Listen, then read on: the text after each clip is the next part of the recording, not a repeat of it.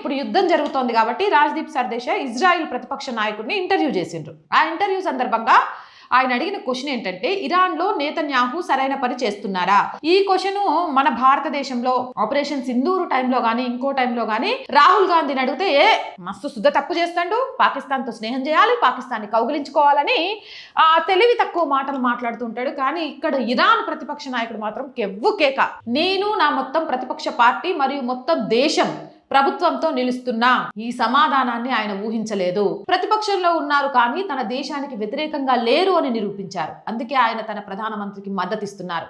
రాజ్దీప్ తన పిల్ల తెలివితేటలపై ఒకసారి సర్జికల్ స్ట్రైక్ జరిగింది ఆయన మాటలతోటి. ఆయన్ని చూసి నిజంగా చెప్తున్నా, ఇజ్రాయెల్ ప్రతిపక్ష నేతను చూసి రాహుల్ గాంధీ నేర్చుకోవాలి. డెఫినెట్ గా ఆపరేషన్ సింధూర్ చేసి మనం పాకిస్తాన్లో ఉగ్ర బేసులను లేపేస్తే 100 మంది ఉగ్రవాదులు చచ్చిపోయేటట్టు కనిపించినా కూడా ఎక్కడ చేసిండ్రు, ఏం చేసిండ్రు, ప్రూఫ్లు ఏంటి, సర్జికల్ స్ట్రైక్ చేసినప్పుడు ప్రూఫ్లు ఏంటి అంటూ ప్రతిసారి దేశం యొక్క విజయాన్ని, దేశ జవాన్ని అవమానిస్తూ వచ్చారు.